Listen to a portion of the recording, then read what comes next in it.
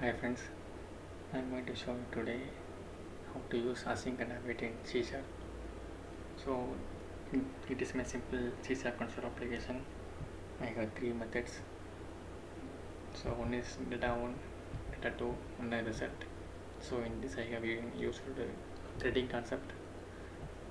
So to await this function for a particular time or seconds, by using async and await, and we can be able to run that parallelly way. So now let's see how it works. So it is my sample application. I'm going to run this. See, my function 1 is running and it is waiting for a long time because it is waiting for thread to exit, and my function 2 is not even started. It will start only when my function 1 is completed. See, now only it is completed and my function 2 is started. Now it will work. So when we use it async and await, so function 1 and function 2 will be run in a parallel way. So by this we can able to reduce that execution time. Now let's see how it works. So for async and await, so add a task in here. Task use the return type within this, like this. Okay. So remember, I think async should always return a type. It cannot be in void method. So add a return task dot run and add this. Don't confuse this. See, like this, and copy the code and cut and paste it into here.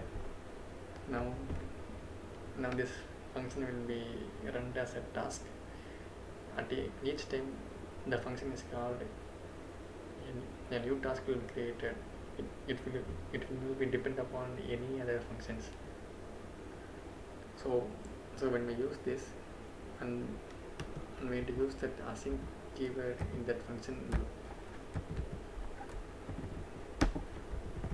and the place where you will call this. See, now we need to use that await like the same way in that above function also, because I have called this function get result, add async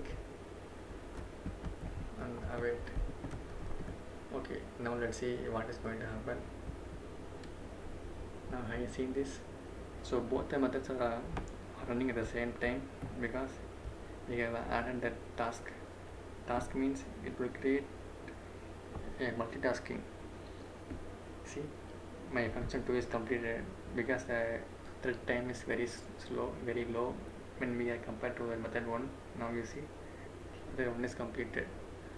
So this is called as task and async and await in C#. So by this we can able to reduce the execution time, and then each method will not be dependency. It will be running in a parallel way. Thank you for watching. Thanks friends. Bye.